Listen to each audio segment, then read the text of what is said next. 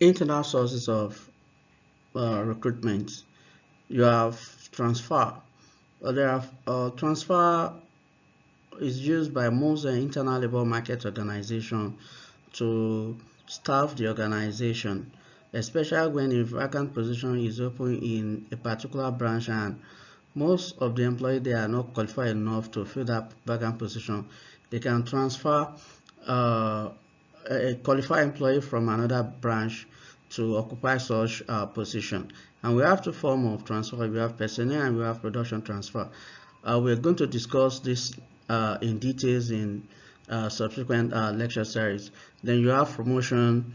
Internal labor market organization rely heavily on promotion and seniority right, to share benefits and also to provide justification for pay differential, and of course movement along the ladder is based on promotion. And all these three are products of effective performance evaluation or performance management system.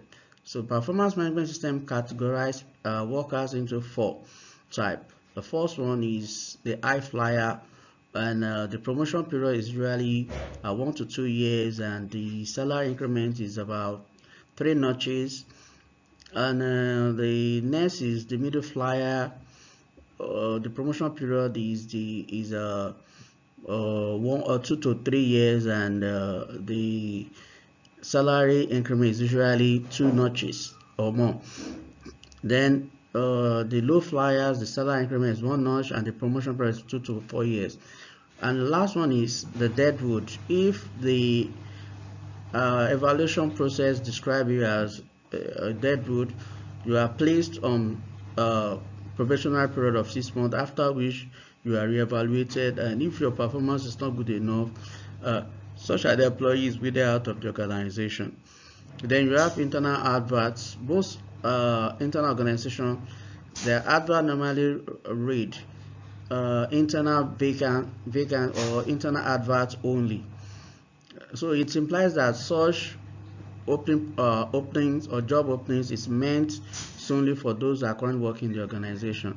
Then learned services, usually when a new plant is established or a new department is established, people are moved to such area to work and make the department to be functional, and before they return them back to their department and be able to employ qualified people into that department.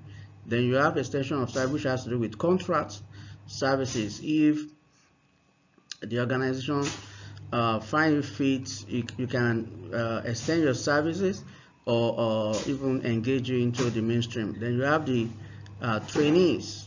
Normally trainees on industrial attachment, work experience are usually absorbed if the organization see them fit with the organizational objective. Then you have the external sources. You have advertisement. Advertisements could be on print media, news, radio, TV, and majorly now on social media.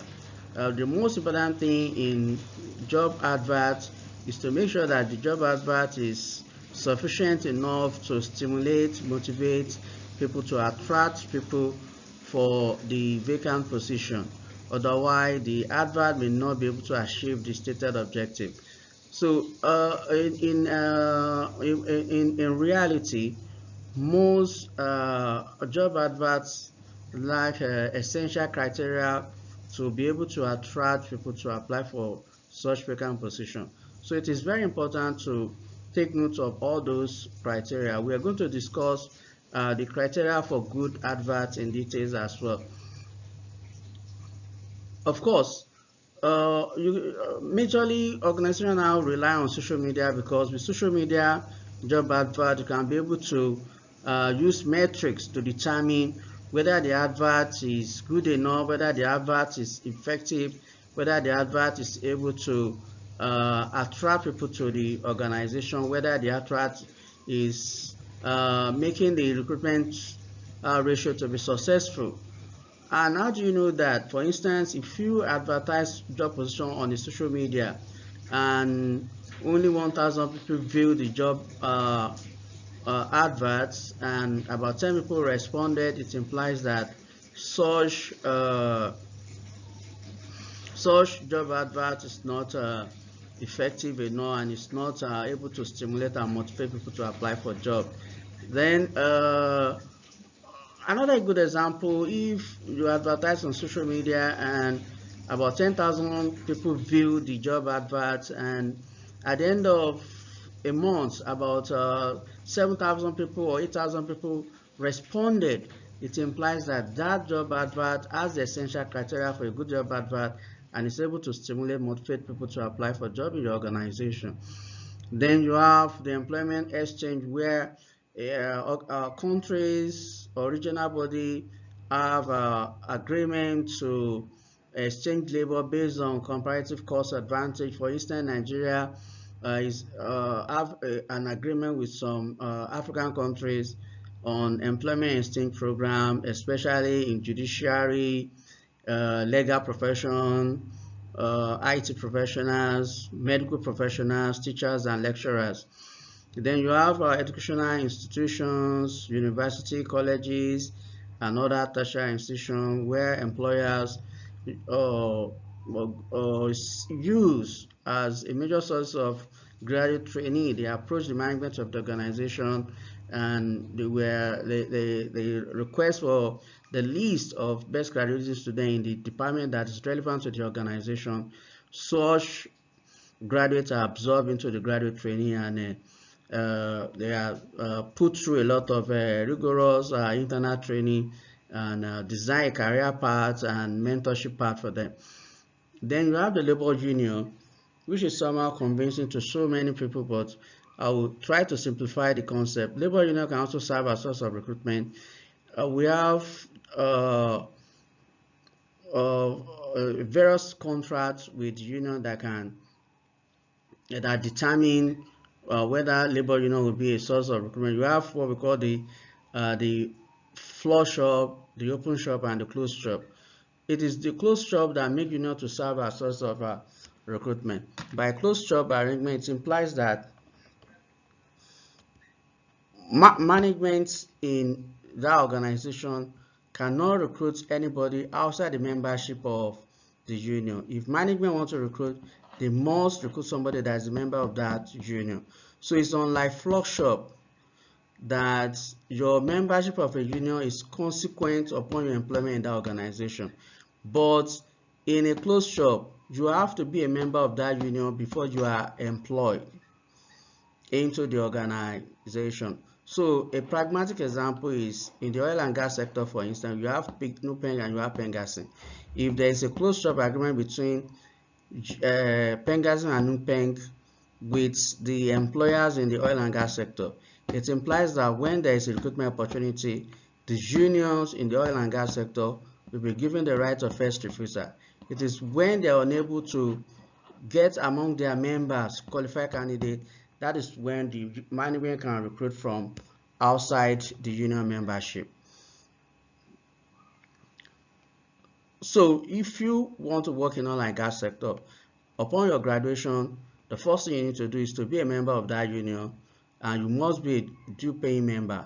So when management wants to recruit, they send a job advert to the union.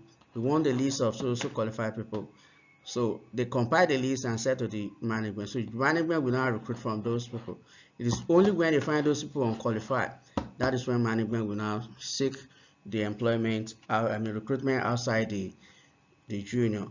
So that is closed shop agreement. The opposite of closed shop agreement is what we call yellow dog contract. In yellow dog contract, workers sign agreement with workers that you are not to be a member of union consequent upon your employment in the organization now and in the future. The yellow dog contract is also obtainable in most parts of the Europe, though countries have started to frown at yellow dog contract because it more or less making union workers slave where they work. But the closed shop agreement is usually welcome among Western countries, especially in the unionized sector. Then you have recommendation of employer, or what we call employee referrals. Then you have the waiting list. The Waiting list is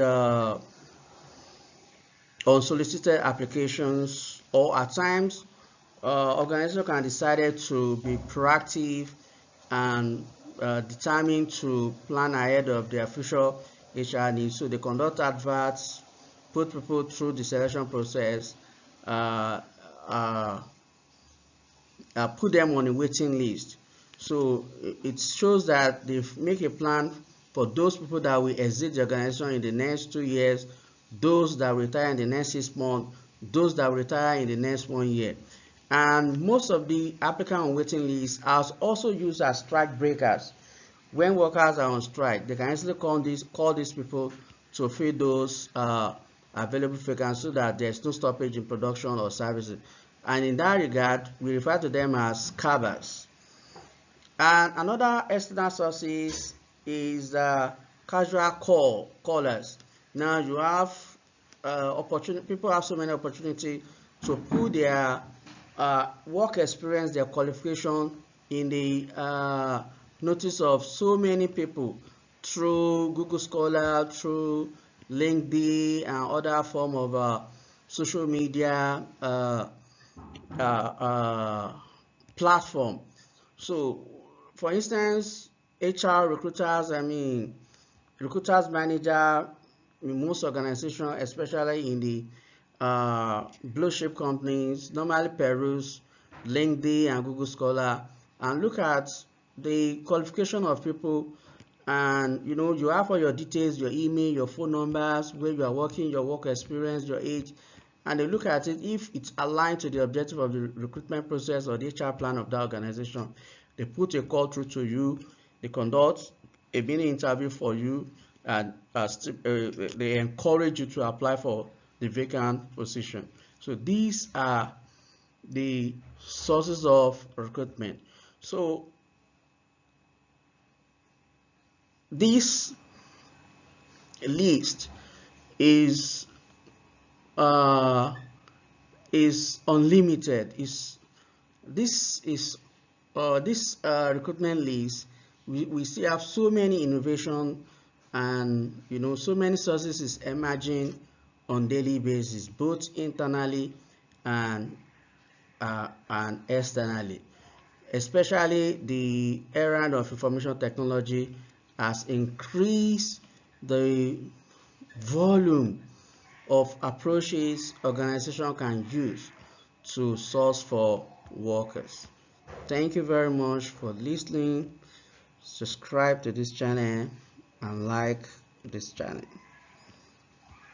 Thank you.